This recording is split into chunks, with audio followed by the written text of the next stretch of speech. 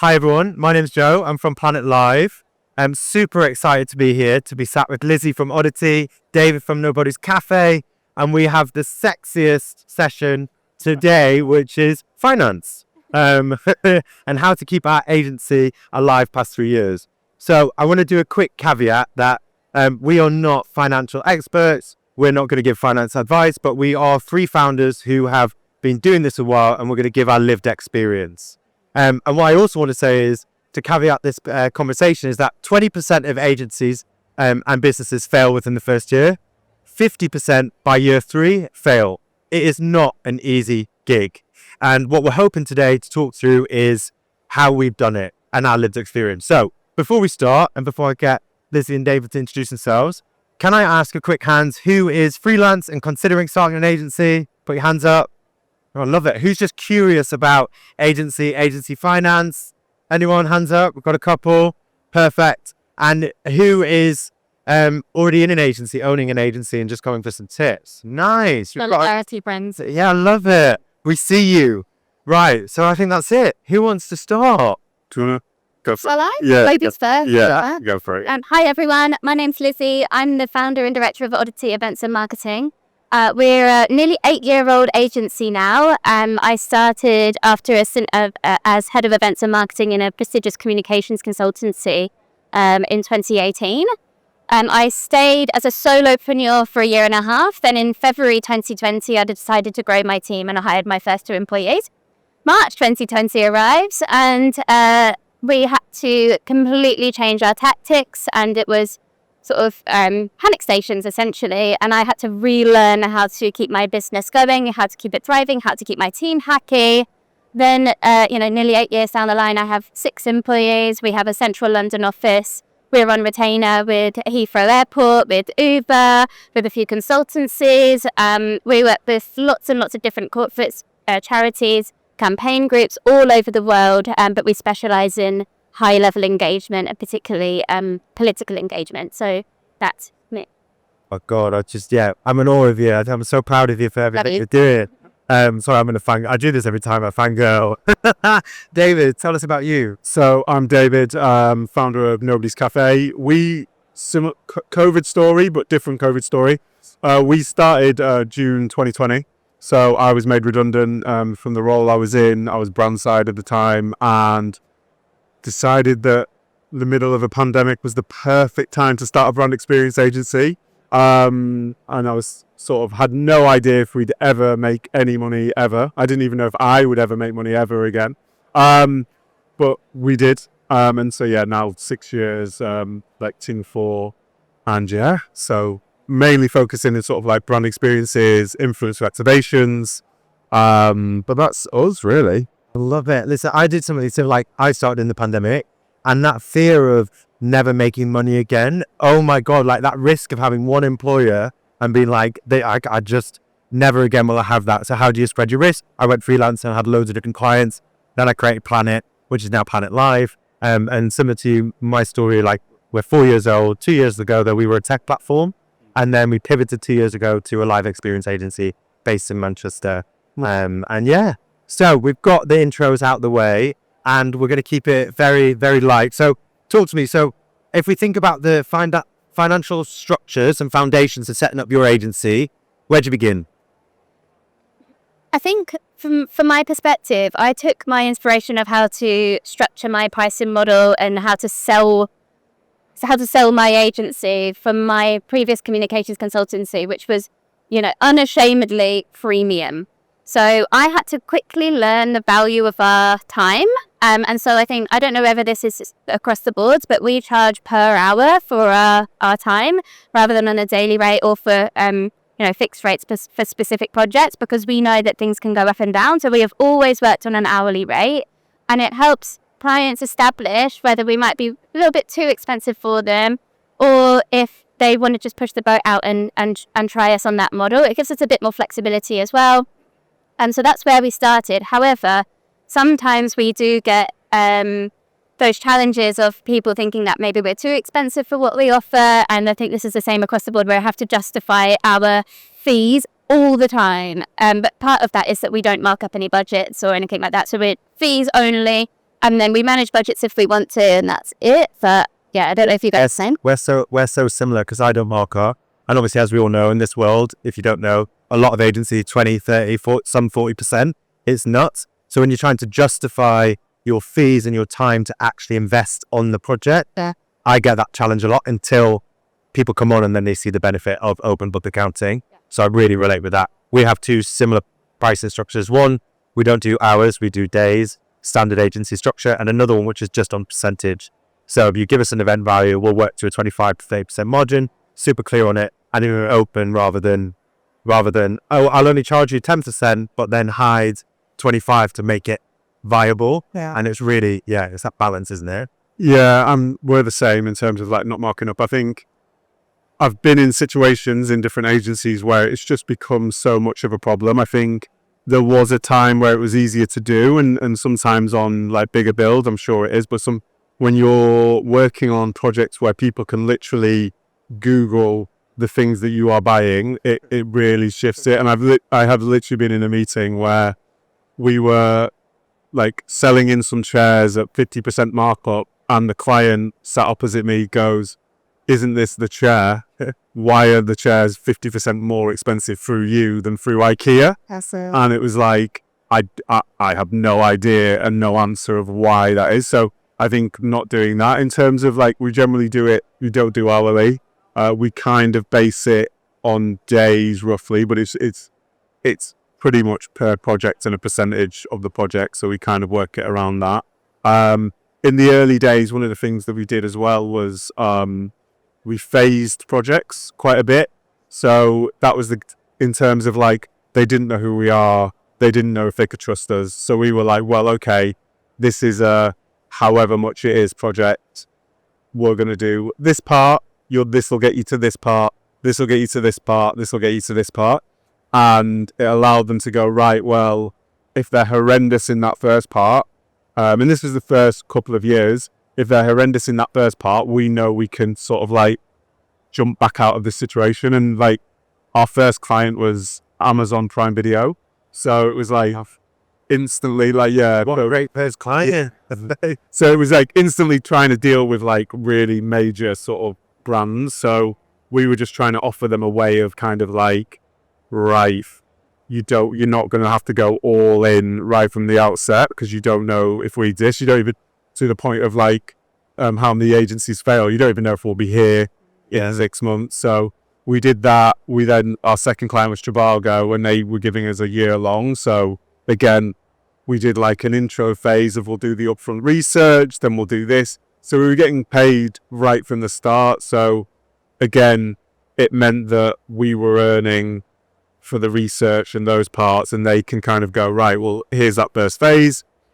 We are going to go with another agency. Okay, it's a shame, but at least we've earned on that. And I think, again, this was 2021, so it was very much still pretty deep in pandemic at this time. So we were just trying to find ways to make sure we earned money, really. I think one of the challenges as well when you're in the early days is accepting work because you just want some work, rather than really understanding where you can add value first of all, and whether the amount of work is actually going to pay off for you. And so I ended up saying yes to some really random things. Like somebody wanted me to walk around in shorts in an exhibition, and I nearly said yes because I was just desperate to have anything. But I needed the pandemic to make me stop and think, what is my offer and how much do I want to charge for it? And is it going to make me any money?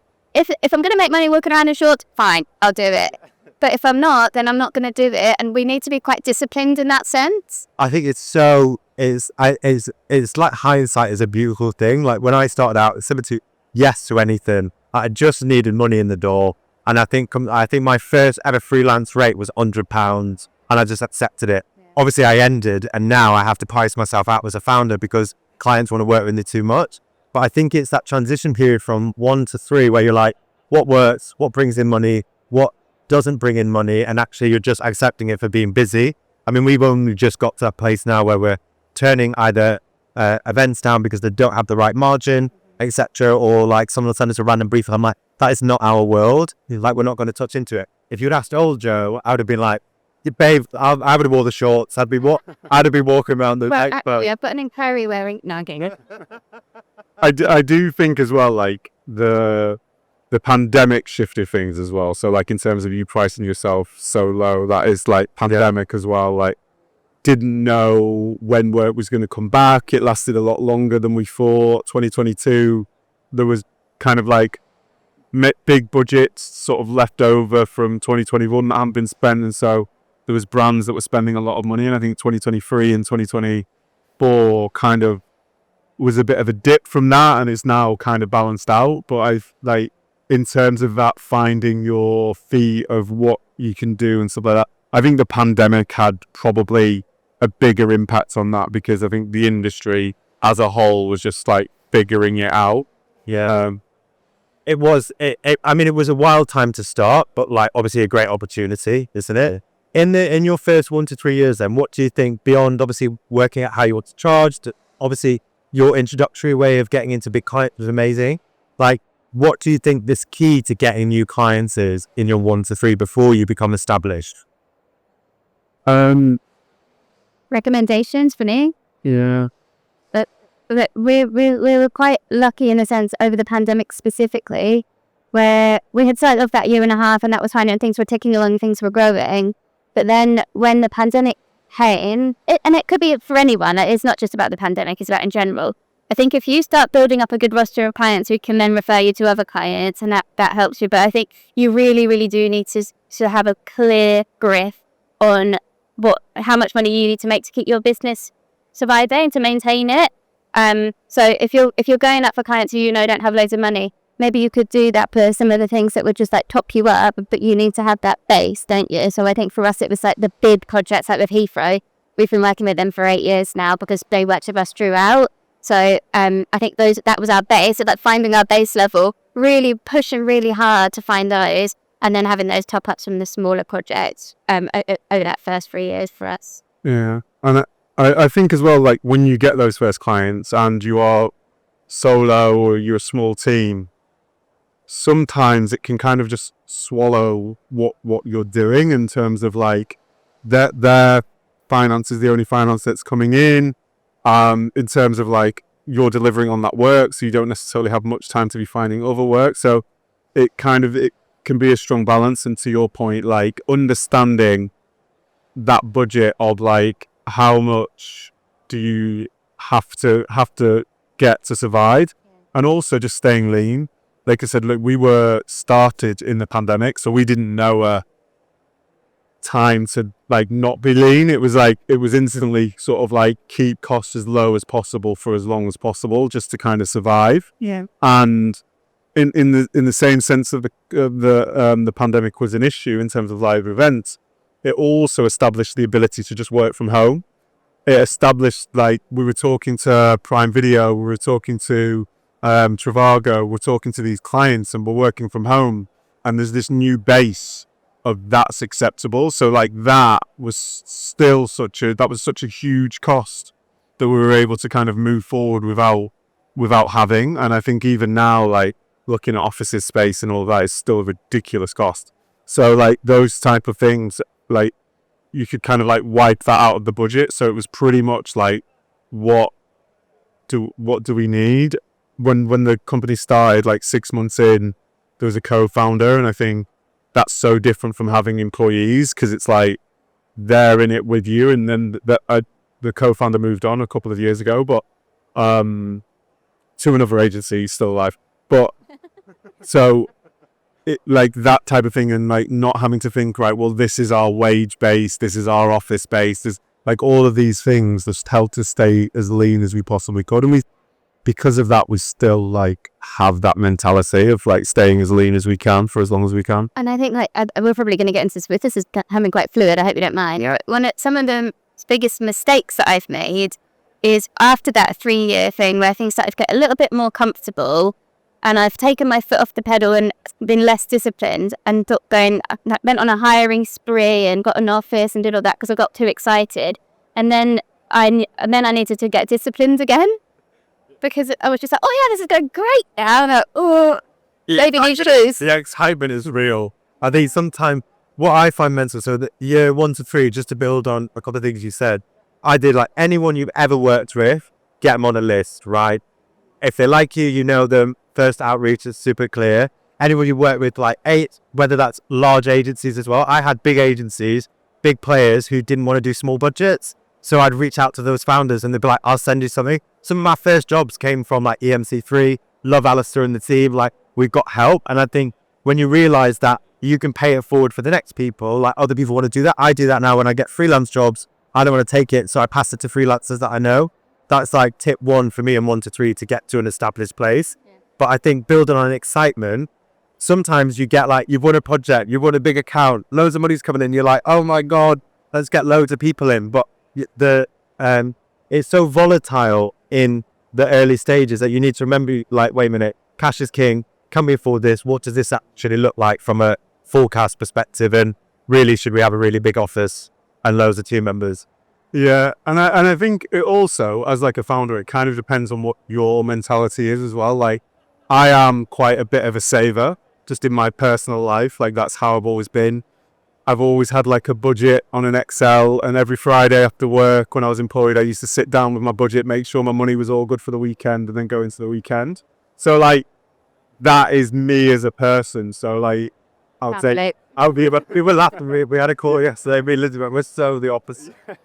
And I think like that got brought into what we do at Nobody's Cafe, and in terms of like the financial side of that.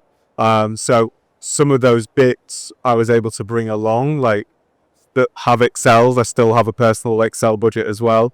And then I have like the company Excel budgets and those bits. So I totally can understand and see how much we have in, how much is going out, and all of those side of things. I think like having that and stepping into the sort of like running an agency made it easier to do that. Did the accounts for the first year and did the VAT for the first 2 years. So like we have an accountant now, but I still like I'm still very much over that. So all of those things help just really keep track and stop from getting excited. And like I said, like from my own personal life, I like my ex-girlfriend was like, you literally never buy anything other than food. And I'm like, what else do I need other than food? And like, she'd be like, ASOS packages would be coming in every other day. And I'd be like, I'm just going to buy like this burger. So like that steps into that personal can step in, especially as a founder. So I think that really leans onto foundational structure of like what we need as a business to make sure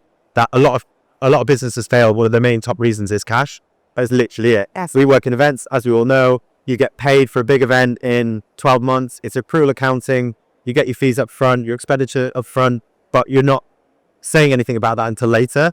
Worst case scenario is the client calls and you book cancellation, the rest of it. And if you're not on your money, as in you talked about doing your accounts, so you've got profit and loss, that's one thing. You have your cash forecast, another. You need to be able to plan and see when things change, because for me, I get excited very easily. If you ask anyone, it's quite funny. But from a finance perspective, we won a big client and I was like, this is amazing. And then I don't know if you all remember, it was a tech client. I used to work with them. They're a global player and we won a job in Mexico. And I was like, this is it. I've got my first big client. And basically, does everyone remember when the tech cut like 15% of all of their staff and savings? It was around like just after pandemic time. Well, our event got cut and I was like, great. And then all of a sudden, that money that I thought I had contracted in, and the first invoice was paid with cancellation terms, actually nearly took us out. Yeah. And it's like really like it's the things that you don't plan for in the financial detail and the structure. I have a 15-month cash forecast and I look at it every day. I get stressed by it. It's what do you do in your businesses to give you? I know you've obviously been doing it from a personal perspective, for it to give you that confidence in the decisions that you're making as a growing agency. So Emily in my team, she looks after all my financial spreadsheets, and she's been an absolute game changer for me because my head is all over the place, win a new business and all of that. So if having somebody completely focus on the numbers to just remind me what the status is has really, really helped me understand the performance of my business. And when the cash is a bit squeaky, she can reassure me, or similarly be like, pull your finger out, go and win some new business. And I think that has really helped. But I think in terms of our processes, we have got cash flow forecast. We've got everything, haven't we? Everything on one big Bible. We've got all of our new business pipeline that feeds into the cash flow forecast and all of that stuff. And we're trying to look into a new system where we can plot margins when we're putting together quotes and things like that, so that we can see, actually, is this gig going to be worth it, or should we just, let it slide, or should we really push in this one and put all of my time and effort into winning this new business, because actually this could take our business performance up a level. So we're trying to invest in these systems as well, whereas Emily has helped me become really, really disciplined, and I think that helps me personally to have somebody there to keep me accountable. If I didn't have that, then I don't think the systems would work. Yeah, I think I learned it from an agency before, Unicorn, which then moved to Cheerful. Margin is king, and that's the one thing that I would say as a founder early on of accepting anything. Now we're so clear on are we actually making money? Yeah. And because, as we all know, one of the biggest challenges, we've just had the busiest January to mid-Feb, and I have nothing till April. And all of a sudden you look at your balance sheet and you're like, minus, boom. And it's like, you know, right? It's so sporadic sometimes. But if you understand the margin perspective, you're actually making money to make sure that when you have the months, which you are going to have, that are feast and famine, that you have the margin and the cash flows to be able to uplift you. And sorry, David, before you move on, it's when we're looking at our timesheets, we've been much more strict about reviewing timesheets and analysing what that says as well. So when we know we've got a bit of a slower period, that's when they're on my case, being like, okay, what are we doing next? But even now, when we feel so busy, Emily's telling me that we've still got 100 hours to sell in March, April, and I'm like, cool. Well, you think you're busy now? You just wait. Yeah. So, but that's good for me, because otherwise I would have been too empathetic and not have a business hat on. So she's amazing, Emily. I don't do that. I don't know. But do you do that? Do you know how many hours you've got to sell? Oh, no idea, mate. I don't. In terms of forecasting, I've never done a forecast. Ever? No, mate. Just I'd for her. I'm obviously very minutely aware about all of the finances right now, and I understand how long I always know the main thing I look at is what's our runway and how long can I survive, and then that is the main thing at the moment. Is my main goal is always to just extend the runway as long as I possibly can. Yeah. And I know that within that runway, I will get business, and I don't know, that's just guessing. But I was just a leaf. I love it. That's it. It's manifestation is as true as yeah, and it is. So as long as the runway is long enough, it's just about that, and that's how long can you survive until this point, and then that just keeps on getting sort of pushed down. And I think eventually, as the company gets bigger and we get more established, that runway stops being such a big thing. And we're talking the main thing here is 1 to 3 years. Started, I was right, we've got 6 months. I have 6 months, and if I don't win anything, I need to find work or work in a Sainsbury's or something, because there's no events. Yeah. So on the 6 months, that's when Prime Video got in touch, and they were like, yeah, here's something, and won that. So that just created the next runway of right, well, that's that. How far do we get? And then Trivago was a longer term thing, so that created that runway. So I think just in what we do, the forecasting, I always just think it's great to have on paper, but I always feel well, yeah, it's on paper. And in terms of the events business, something getting called, an ash cloud's coming, and no events happening, global pandemics, there's only so much event got pulled because when the Queen passed away, there's so many things in events that are just very hard to forecast, because I didn't know the Queen was going to die that week. Do you know what I mean? So that's why I'm always a bit create the runway, how long can you survive, and then simple. I like the term runaway, and I think in the pandemic and a couple of times after that, where I've see the cash reserves kind of depleting, but I now kind of make it my absolute mission to have at least 6 months of overheads in the cash reserve, so that in case something happens or I get hit by a bus or something. But that at least I have a little bit of a cushion. And I like the word runway because at least you have that and you can just build on it. But it's just like I think that the cash reserves cash flow thing is the scariest part of it for us. And I think that's probably my advice of all of these things is, if you're starting a business or a couple of years into it, a couple of months into it, your cash flow is the most important thing. Yeah, it's crazy that you actually speak to different founders and different people at different levels. So I have a 12-month, like I can see it, great. But I speak to some people who like outgoings are like a couple of million a month, and I'm like, that makes me so petrified. And then there's agencies that are massive agencies who have these huge outgoings that might have a runway of 4 months, and I'm like, how? So when you're in this stage of like 1 to 3, and where I am at now, I'm looking at, oh my God, my runway is beyond 12 months. How am I investing that back into the business to help with our growth forecasts and things like that? When did you start to realize that you went from you winning business, your personal runways, to then making decisions comfortably and informed decisions to help grow your agency to get past 3 years? Because there is a transition, right? From selling your time, selling one other freelancers, to then you're selling your agency's time that perhaps you're not in. You go first? No, go for it. You go. Yeah, okay. Let me think. Yeah, no worries. I think probably a mistake that was made in the early start in those first 3 years is didn't invest enough back in. So created such a big runway that didn't invest that to kind of like build from that. So over time that runway helped and it allowed us to survive. But I think there should have been a bit of like more building. And so now like we're 6 years, so double time in, like it is more about like having that runway, but then also building in, which can sometimes deplete the runway.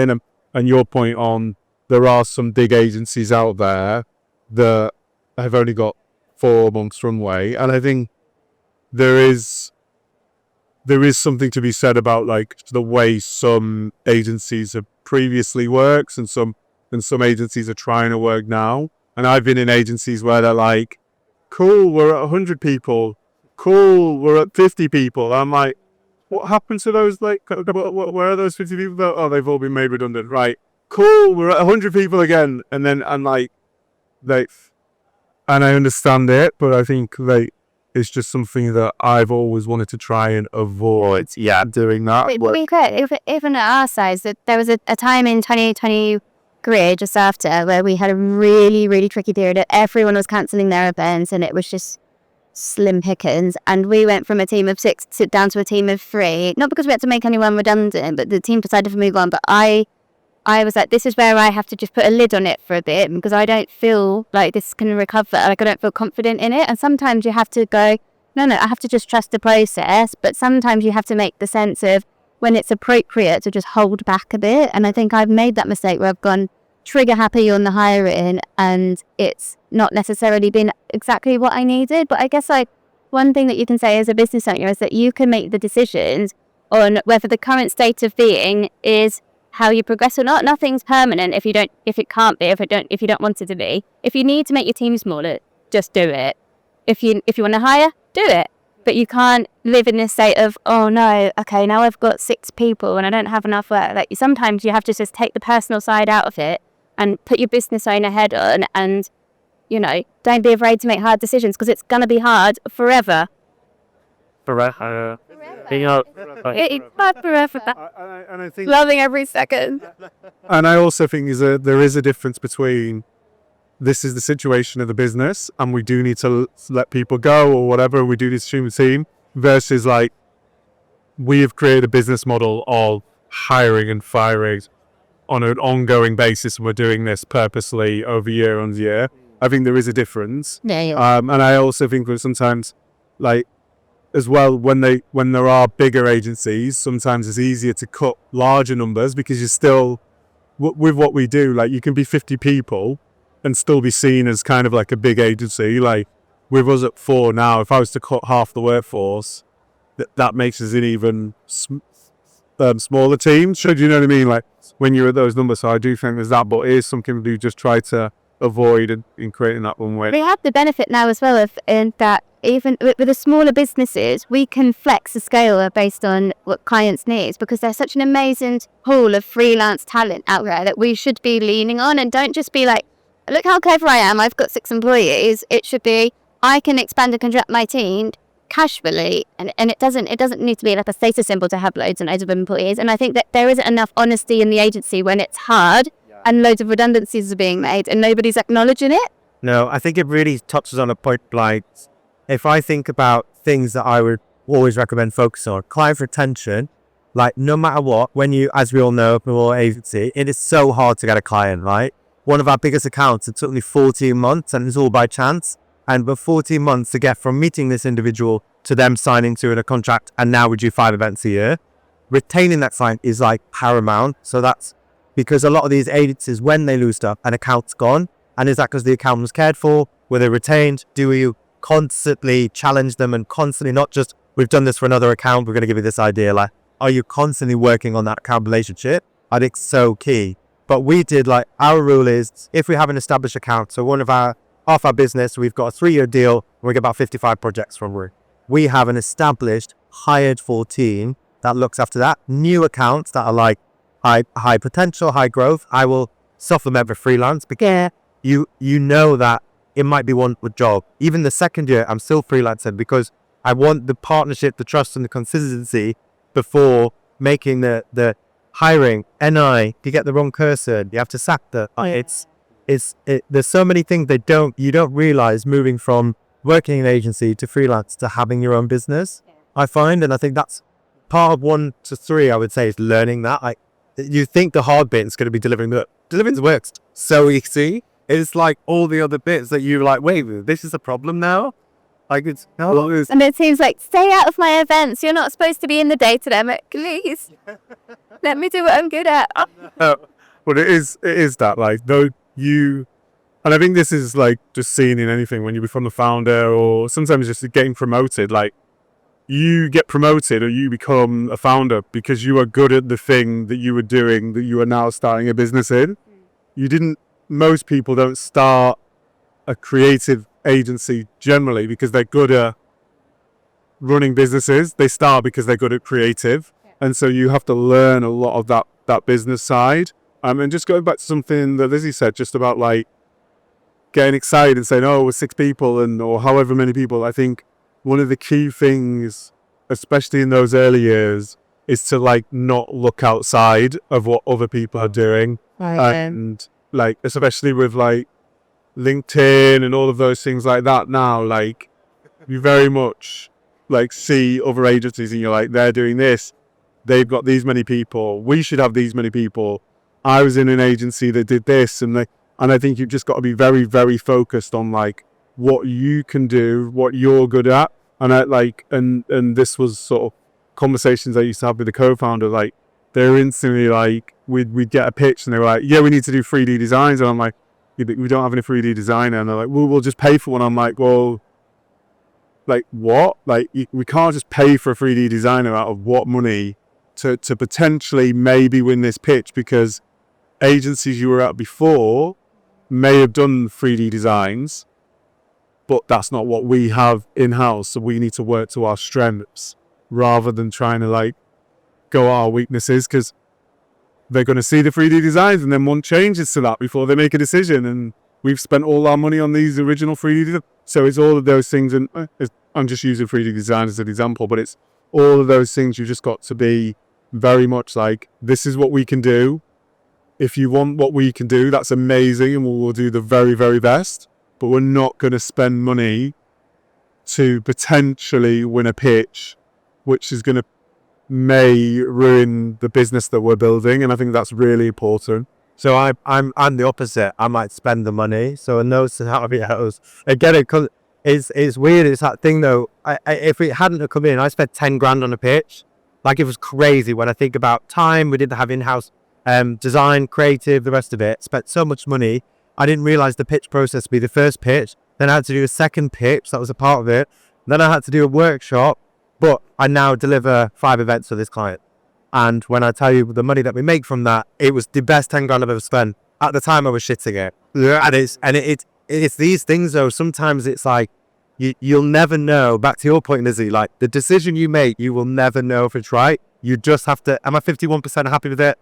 Done. Yeah. And the beauty is we've got ChatGPT to help us with this stuff now. Like, okay, I've got this situation. Help me weigh up the pros and cons. Do I just say fuck it and go for it? Do I say just go for it? Or do I walk away? And like, this is the thing, like, it's so lonely being a founder. And sometimes you need something to tell you, to steer you, you know? Let the robots help, you know? Yeah. I also think, back to your point, sorry, David, just to say, you were talking about the comparisons of Theta Joy. I think there's some agencies who are only 3 years old and they are doing incredible things. I always do two things when I look at other businesses. I go in the company's house, because smoke and mirrors is real. And then I learned some online. And then I also look at what's the backstory, right? Because some people, they might not be owned 100%. They're owned by groups and they're getting pummeled clients through different things. And you have to remind yourself, at your journey, you might meet one client and all of a sudden, I remember Hannah Luffman, amazing unicorn. She had such an amazing connection with Google, and that just took her business in 3 years to over 3.5 mil. But it was that one potential. It's not luck. She's fantastic.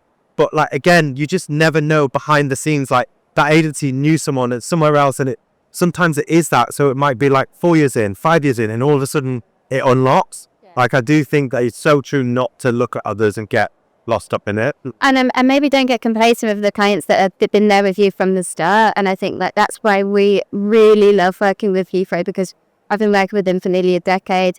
Previously my old agency and now at Oddity, and we just continue to do amazing things with them.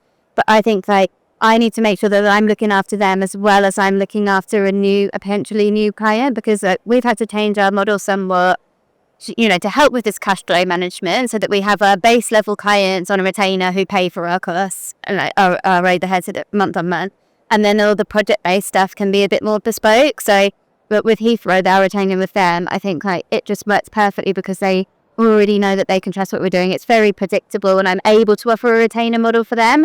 I think that's where we need to be. You know, maybe not so stuck in our ways, and if we need to switch things up a bit to you know, make the money a bit more predictable, and I need to for my own personal setup, like with childcare and things and her paying for children. I need that predictability. So adding on that retainer model, which I think is, you know, not necessarily what everyone does in events agencies, has really, really helped us. Keep the lights on. Look at that Yeah. today. Right, we're running out of time. Last one mistake you'd never repeat again. Oh, you had 1 to 3 years. That's a big question. One. Not saving as much. I think we should have built earlier. I mean that was a thing for us. Mine was not having a cash flow forecast until it was too late. I think mine would be doing too much work without being paid. Yeah. That is when you win a big client, oh, it's coming. No, like sign my contract, pay 50% upfront fees. I'm not doing a thing for you. Right, so we've got 7 minutes because Lizzie has to jump bang on time. So do we have any questions that anyone wants to ask? I see one hand at the back. Let's dive into it. We've got another. Hey guys, I'm Dee. I'm from One's Land Agency. We are launching an agency called Studio Odd in spring. Just a quick question. Who are your first 3 hires? And this doesn't necessarily have to be like employee hires. It can be freelance, but like long-term, full-time. Who were the first 3 jobs and what were they and why? Who wants to? I'll go first. So I had 2 coordinates, so like middle level operational people, because I realised that I can't go out and win new business when the pressure is on and do the work. So I was trying to spread myself too thinly. So I had really, really, really strong operations people so that I could take a little bit of a step back from the operations and less of the day-to-day to go in, do growth and do sales and all of that business. So that was a sensible hire for us at the time. 2 hires. Mine was I took someone on an internship from uni, took them part-time and then full-time because it's really great to have junior support from an admin perspective. And then I hired a really senior freelancer who is like shit hot. And that was on now a 2.5-day contract, and she's still with us. Because I think when you're trying to win big clients, you need to make sure you have the operational excellence. Back to Lizzie's point, I can't be in every single thing. Right. And you need junior to give you time back and senior to make sure it's being done as you want it, in my opinion. Yeah. I started co-founder would say like that, and then we hired someone to support the Trivago, and then there was someone that's still with us now, so Sophie.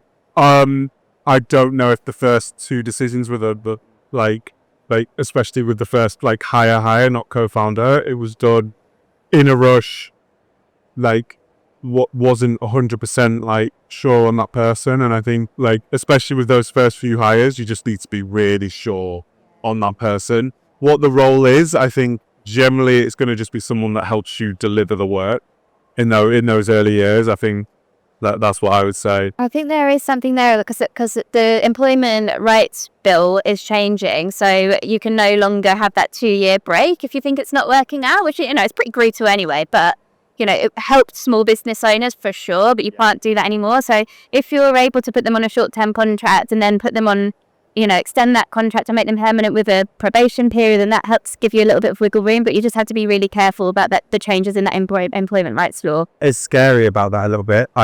We took on someone and knew within 6 weeks, unfortunately they weren't right, so we were able to looked after them, did an exit, but as a small business, you'll find if you make the wrong hire and you do not correct it, oh my God, you're going to be justified wise. So I think that is something that we've definitely learned.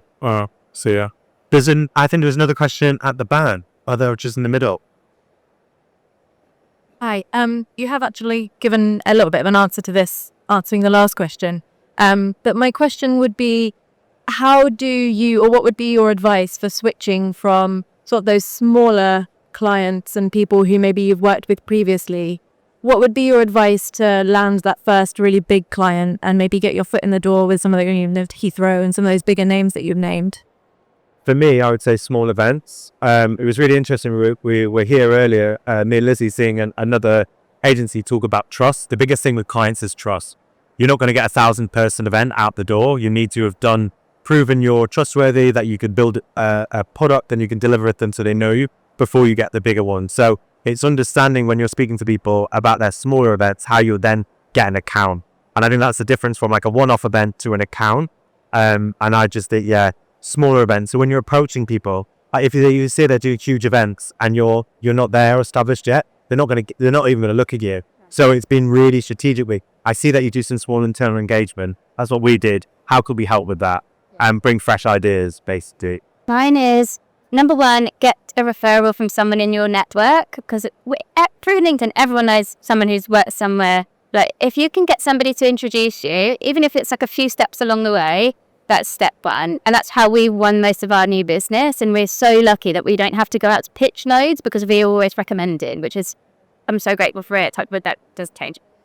The other thing is understand your offer and refine it so that you're not trying to go in and be like, yeah, we do that and this and this and this and this and this and this. And then it's just not, they're looking probably for something more specific from the smaller business. So understand it and refine it and just be really clear on it, that what you can solve for them, what their problem is that you can solve.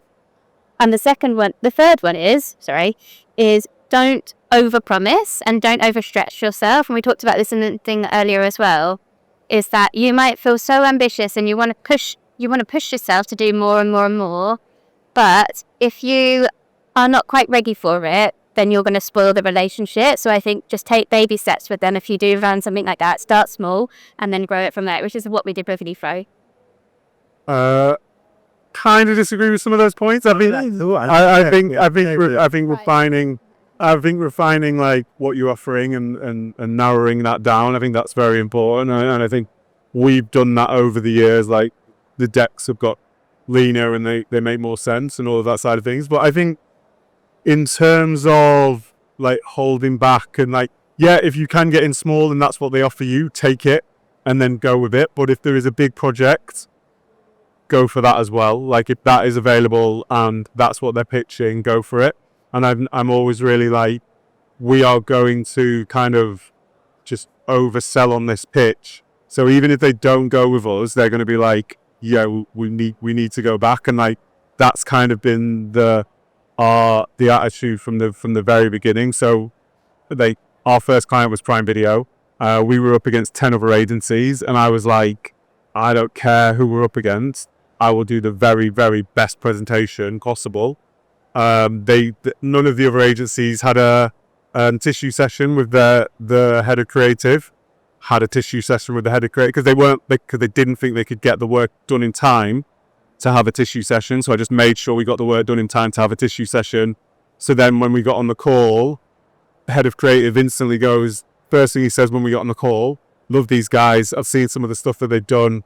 It's just going for like the biggest project or whatever, like, as long as you feel confident that you can just figure it out and back yourself and you can deliver it, then I can go for it. I wouldn't say like I want to do the small projects or whatever. I want to do the biggest. Yeah, I want to do the big ones, but I just want to make sure that I feel like we are ready for it and we can deliver it. And if we can't deliver it, be honest and bring in whoever we need and be able to pay for the delivery if we can't do it ourselves. Yeah, no, and I agree with that. I think you need to be very confident, and this is like very financial as well. Like, you need to be very confident on those budgets, and you need to know, like, we are going to be able to get the freelance talent in. We're going to be able to build up the team and like all of that whenever you're doing any of that. So I think that is a very crucial thing. But as long as you're confident that you've got that budget and you've got that foundation to bring in the people, not just do it all yourself, to bring the people in to do it, I think go for it. Just to build on that, we actually used to supplement our case studies and stuff. So if you perhaps use old agency work and you have a lot of freelance work, we used to, when we brought our freelancers in, depending on who likes to teach people, we'd get some of their case studies and allow that to bolster our opera. And that was another way that we used it to your point, we actually did win a bigger project, but we brought in the team and we could use their case studies that helped us win it. But listen, we're 1 minute over and Lizzie's got a hard stop. So thank you so much for staying with us and joining the conversation. Thank you both. Brilliant. Okay, thank you.